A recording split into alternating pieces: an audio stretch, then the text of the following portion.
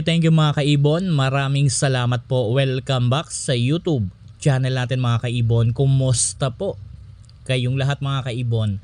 For today's video, magbibigay po ako sa inyo ng konting kaalaman at konting idea.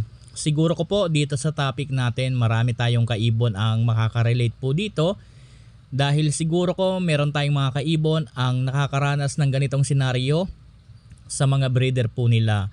Sa mga past video natin mga kaibon, marami tayong kaibon ang nagtatanong sa akin patungkol po dito sa topic natin. Ngunit hindi ko po masagot-sagot mga kaibon dahil kahit po ako nararanasan ko at hindi ko rin po alam kung ano ang dapat kong gawin. Kaya mga kaibon, gumawa tayo ng maikli na pag-aaral sa mga alaga natin para po masolusyonan ang ganitong klase ng problema.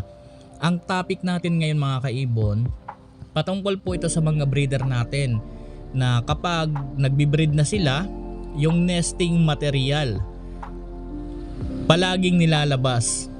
Halimbawa po, yung breeder natin, binigyan natin ng nesting material bago sila mag-breed. Tapos nangitlog na sila, nangitlog na yung hen, yung nesting material mapapansin mo minsan palaging meron sa labas at marami or nagkalat sa labas yung nesting material. Tapos yung nesting material sa loob ng nest box halos konti na lang ang laman. Alam nyo mga kaibon, importante rin kasi po ang nesting material sa mga alaga natin. Lalo na po kung meron na po silang mga inakay. Dahil po sa nesting material, nagkakaroon po ng mataas na tsansa ng fertility ng itlog. Lalong-lalo na po kapag ang breeder natin ay naglilimlim na. Kapag nagkaroon naman po ng inakay, napaka-importante po ng nesting material para po hindi tayo magkaroon ng painakay na splay leg mga kaibon. Kaya po importante ang nesting material.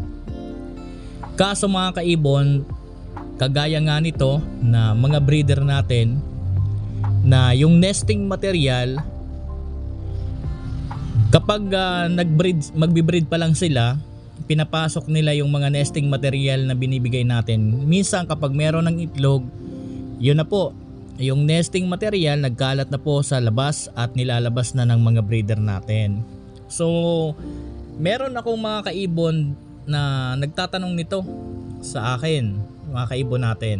Hindi ko po masagot-sagot dahil kahit po ako mismo ay merong ganitong breeder. Meron po akong breeder na ganito na Project Lutino Opa na yung nesting material kahit ibalik mo, ilalabas uli yan.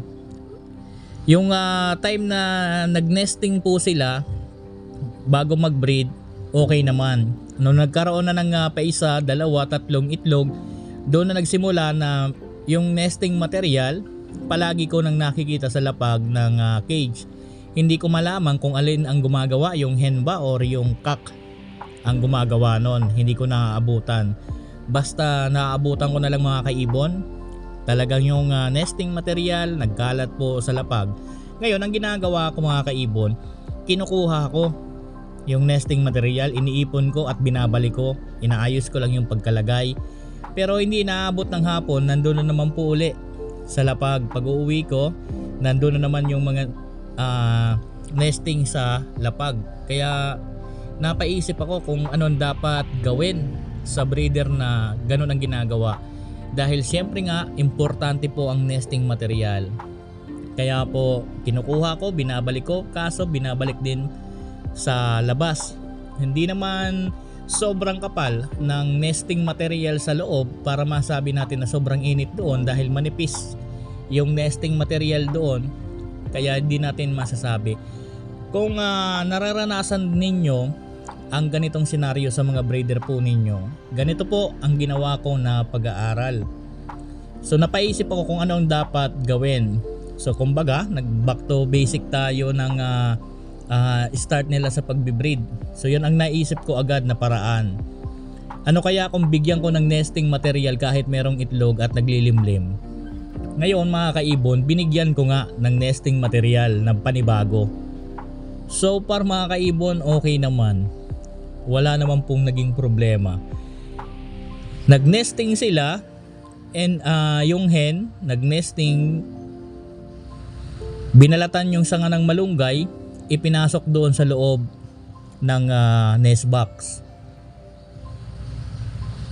Nung tiningnan ko po yung nest box, talagang nag-nesting po yung hen. Kagaya po ng nasa video, yan po yung actual na video na kinuha ko dyan sa project natin na Lutino Opa. Yan po yung palaging kinakalat yung mga nesting material palabas.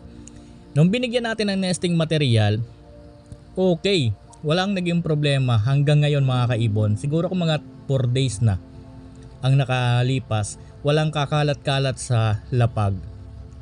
So binigyan natin ng nesting material. Nung chinek natin yung nest box, napakaganda. Gumawa pa ng napakagandang pugad sa loob. Tapos yung itlog nila walang kumalat. Talagang kumpol pa rin na nandoon. At pinaganda pa ng hen yung paglalagyan ng itlog. So ito siguro ang dapat nating gawin, or ito ang tanging paraan para sa mga breeder po natin na kapag ganyan na merong itlog or merong itlog naglilimlim, kinakalat palabas yung mga nesting material. Kaya kung meron tayong mga kaibon doon sa mga kaibon natin na dati na nagtanong patungkol dito, kung sakali man na meron tayong mga kaibon ngayon ang nararanasan na ganitong senaryo, ito po ang gawin ninyo. Subukan nyo rin po. Wala naman pong mawawala kung susubukan. Dahil sa akin naging epektibo po. Ang ginawa lang natin, binigyan natin ng panibagong nesting material. So nasa video naman nakikita po ninyo yung nesting material, sariwa pa, malunggay po yan. Talagang sariwang sariwa pa po, walang halong yan.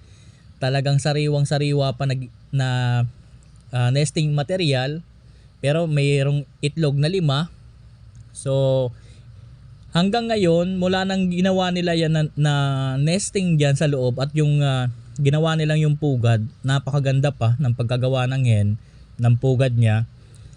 Mula niya na nakagawa siya ng ganyan, wala na po akong nakikita na nesting material sa labas na talagang kinakalat po nila.